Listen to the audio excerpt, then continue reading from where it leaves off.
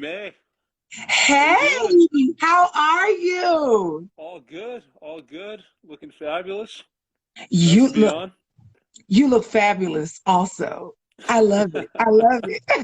Yeah, yeah, got the whole look, the whole Yes, lion mask. yes. Lion with the mic. Introduce yourself because now I'm not going to butcher your name. So I Yeah, want to say, is it Radheya? it's Radheya. Radheya, Radia. Okay, yeah, Radia. Radheya Reinkarn8d. Actually, it comes Yeah. from this ancient Indian story called the Mahabharata, which means the Great Okay. War. And there was this character called Radheya, who was this warrior 5,000 years ago. Uh-huh. He actually was born to a high caste, but he was adopted. His father came from a low caste, and no one gave him any respect. They didn't let him fight. They didn't let him train. They told him to stick to his place, and the man had to be who he was. Ultimately, he had to break out. He proved his greatness, and 5,000 years later, I feel like there's a lot about that story that resonates with me.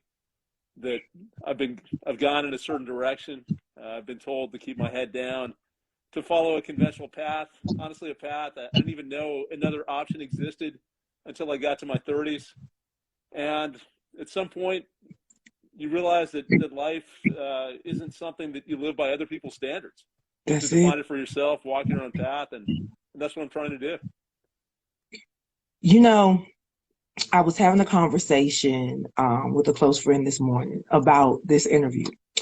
And Mm-hmm. I said, as I read his bio, it resonated with me.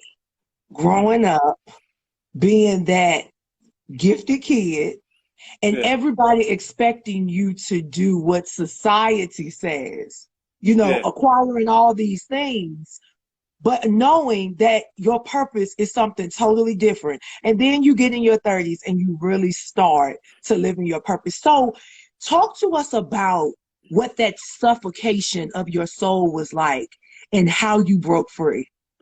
yeah, yeah. It's been interesting for me. I mean, Lily, I'll tell you, for me, I didn't even know I was being suffocated. And I think for people around me, it was obvious. I've got a mentor. First time I met him, he said, "What are you holding inside?" It's like, dude, what is it that you're holding on to? And he actually told me, "You look like you killed a lot of people." It's one of these crazy things that you would say to someone that he wasn't serious about it, but his point was, "You look like you've been traumatized." And the irony is, you look at any objective measure, I grew up with everything.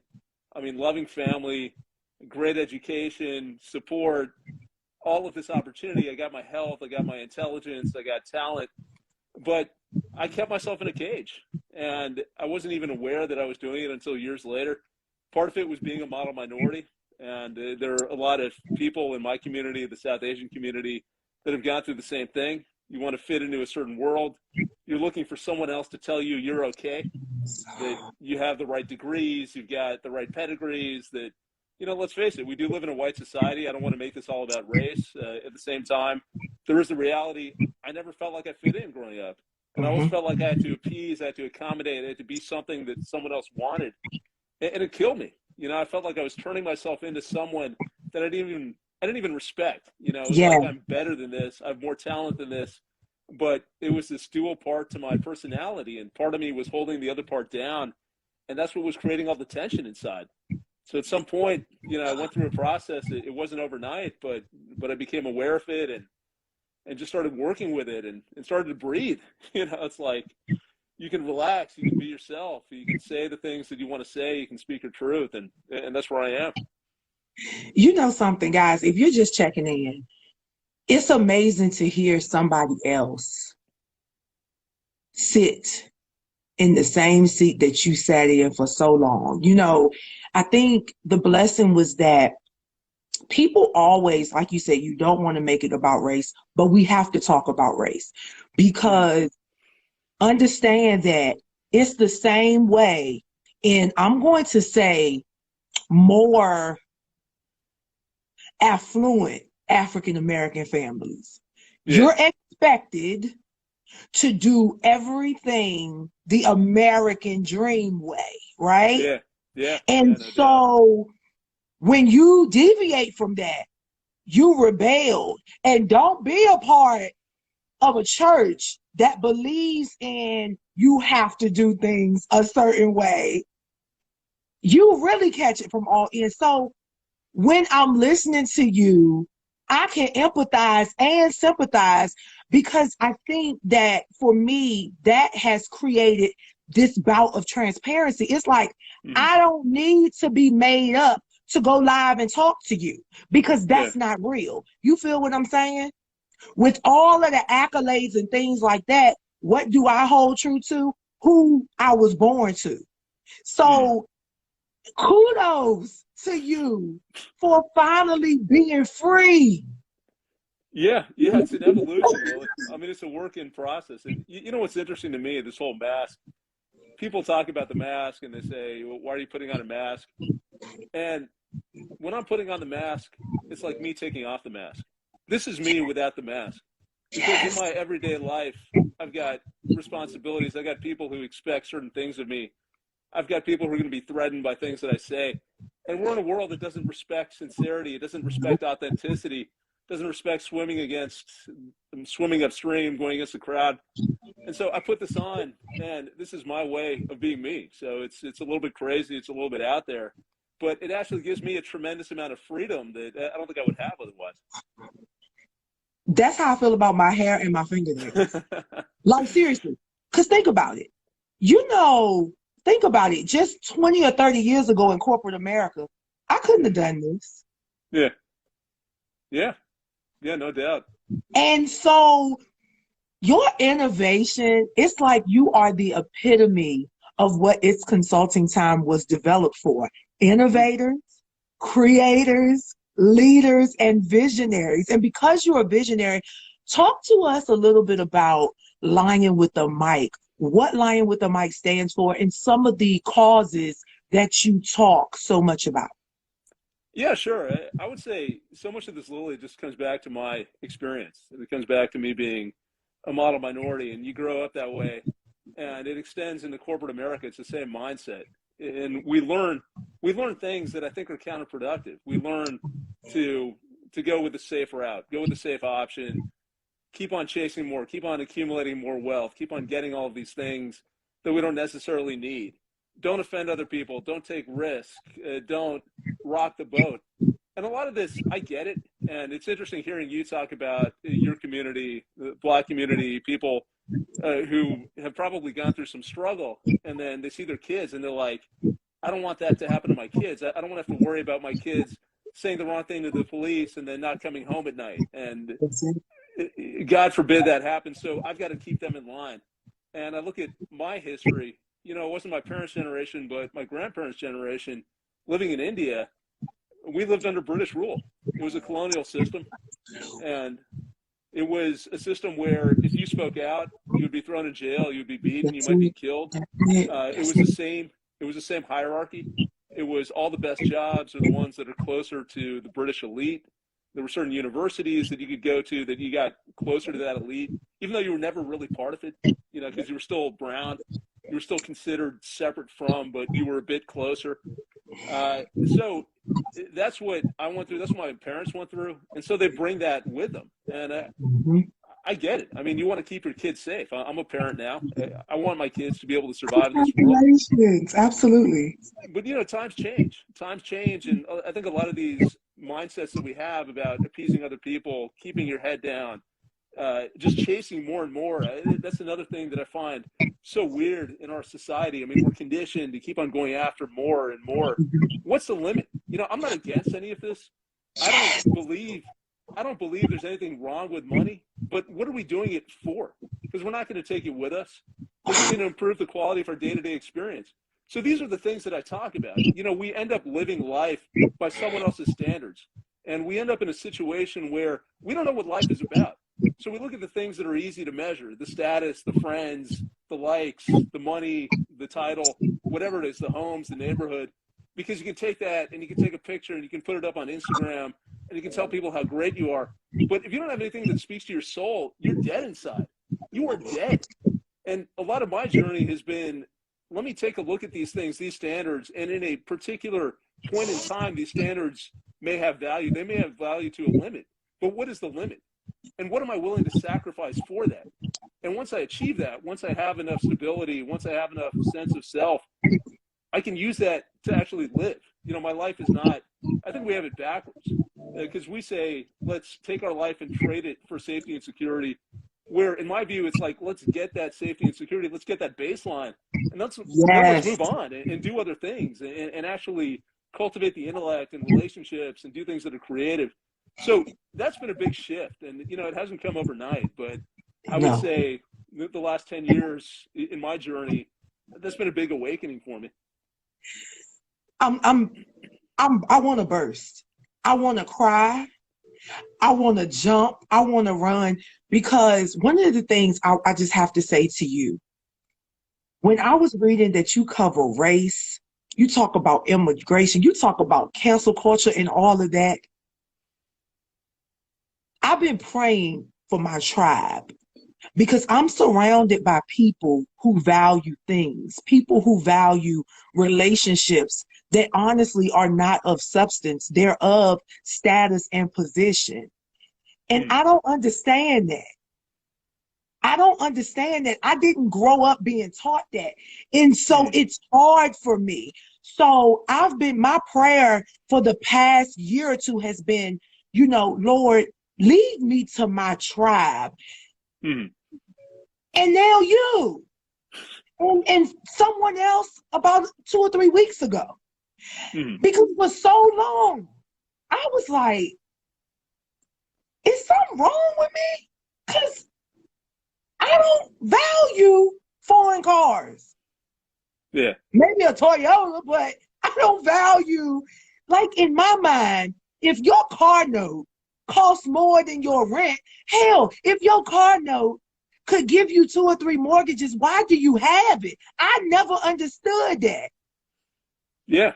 Yeah, I totally agree. You risk a lot. You don't pay your light bill or you getting assistance with your light bill, but you got $1,000 bag with nothing in it. Like, I don't get it. So when I say these things, people what? People think that we think they're better than them. Like we think we're Mm. better than them or something like that. But it's not that. But we are set apart. And I had to learn. I felt so guilty for so long Mm. for being privileged. Because guess what? When you say the word privilege, people always think you're talking about money. Mm.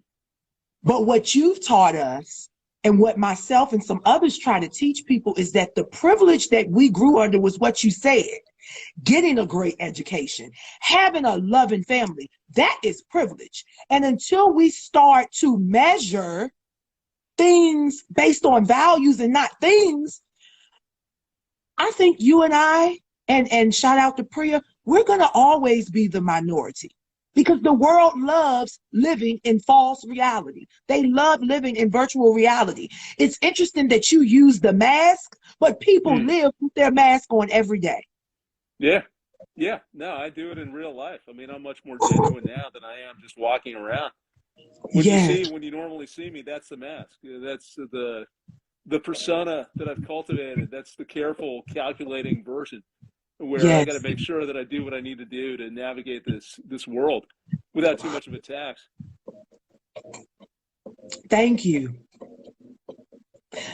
I'm supposed to be interviewing you, but you don't know how you were brought to my email for me to bring you to my platform for you to bless me.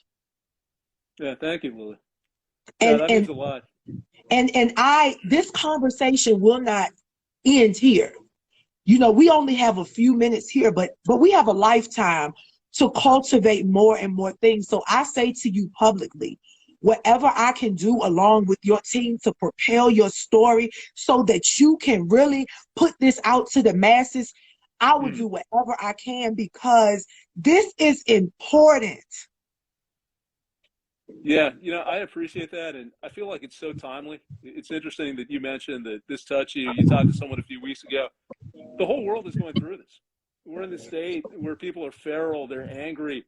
Everything that you believed in, that whole American dream, like, let me just do what I need to do, let me follow the rules, I'll be okay. The system's going to take care of me. It's not working.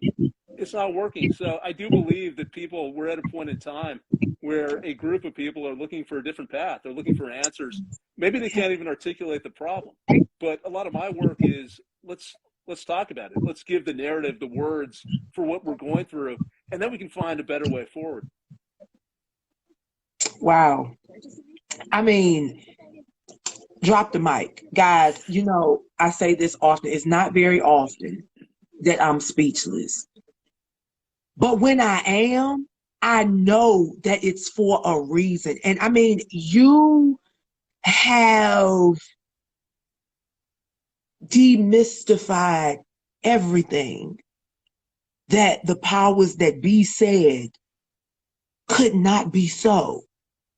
You know, this false reality that we have so affectionately embraced is killing people day in and day out. And it takes people like yourself, the people that I've been connecting with, these independent platforms, to show people that what you see on this thing is not always accurate. And we thank you for showing up with the mask to demystify what's going on behind the mask. And I can't say nothing else. You have done it. Just your disposition and your presentation sums it up. Yeah, that's a beautiful way to put it, Lily. I really love that. I agree. I mean, you see people on TV, whether it's politicians, whether it's celebrities, it's all nonsense. It's like people need some authenticity. They need people who are genuine, who you can trust. You can't have relationships if you don't have some foundation. Even if someone hates you, you can have a relationship with them because you know what they're about. But how can you deal with someone when they're just willing to say whatever it is they think someone else wants to hear? Yes. Amen. Guys, if you're just checking in, you have missed the whole boat. But you'll be able to see a replay of the boat. I'm going to upload it to YouTube and everywhere else. This is the conversation. But you know what's so interesting about this conversation? The people that really might need to hear it, or if they listen to it, they're not going to say they listen to it, and they're not going to talk about how it resonates in their spirit, because we have gotten to a place where we suppress reality and live in fantasy. Yeah. But right. I'm grateful. I'm telling you, you have literally given me comfort, given me relief, and truly have motivated me to continue to shake shit up. Yeah, no doubt. FSU. Feet to the fire, baby. We're going to do it.